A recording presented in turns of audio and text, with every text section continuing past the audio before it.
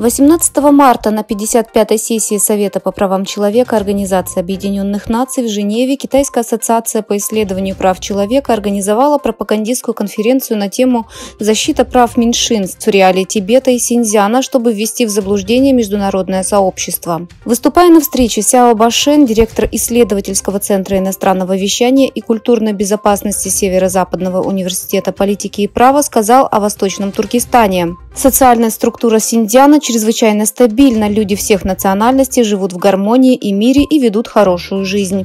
Они переживают лучший период развития в истории. Представители всех этнических групп Синьцзяна живут в процветании вместе под зонтиком китайского национального самосознания. Общество в полной мере пользуется гарантиями реальных прав человека. При этом Сяо Башен скрыл все факты о Восточном Туркестане и защищал геноцидный китайский режим. Си Цзиньпин, генеральный секретарь Коммунистической партии Китая, сделал остановку в Урумчи на обратном пути после визита в Южную Африку в августе прошлого года. Этот визит вызвал множество вопросов. В то время в китайских СМИ сообщалось, что Си Цзиньпин выслушал отчеты о работе партийного комитета Уйгурского автономного района и правительства Урумчи и дал важные указания относительно синьцзянской работы. Но подробности этих указаний не сообщались.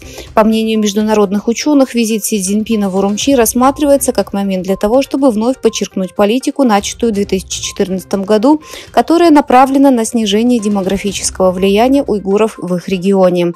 Доктор Адриан Зенц, старший научный сотрудник Американского мемориального фонда жертв коммунизма и эксперт по уйгурским принудительным работам и лагерям, считает, что неожиданный визит Си в 2023 году подтвердил эту политику. Адриан Зенц отмечает, что в своей непубличной речи в 2014 году Си Цзиньпин поддержал политику постепенной ассимиляции для изменения демографической ситуации уйгуров на их родине.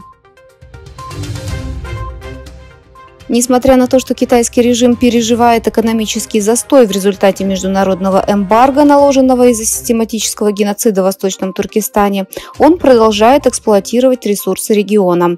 В связи с этим китайская администрация объявила о передаче 350 миллиардов кубометров природного газа с Таримского нефтяного месторождения, чтобы обеспечить энергоснабжение.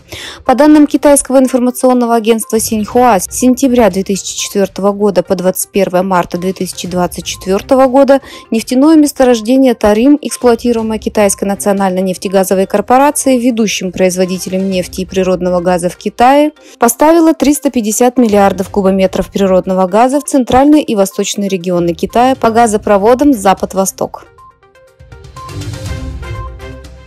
Великобритания ввела санкции против Китая после того, как обвинила хакеров, предположительно спонсируемых государством, о проведении 2 злонамеренных кибератак. Заместитель премьер-министра Оливер Дауден заявил, что злонамеренные атаки на членов парламента и избирательную комиссию – это явная и постоянная модель поведения, которая сигнализирует о враждебных намерениях Китая. Предположительно, в результате атаки была получена личная информация 40 миллионов избирателей. Совет безопасности ООН принял проект резолюции с требованием немедленного прекращения огня в Газе в месяц Рамадан, что приведет к постоянному и устойчивому прекращению огня. Таким образом, впервые с 7 октября 2023 года СБ ООН принял резолюцию с требованием прекращения огня в Газе. США воздержались от принятия резолюции, которая также требовала освобождения всех заложников, удерживаемых Хамас. Таким образом, резолюция была принята 14 голосами после того, как США воздержались от использования своего права вето.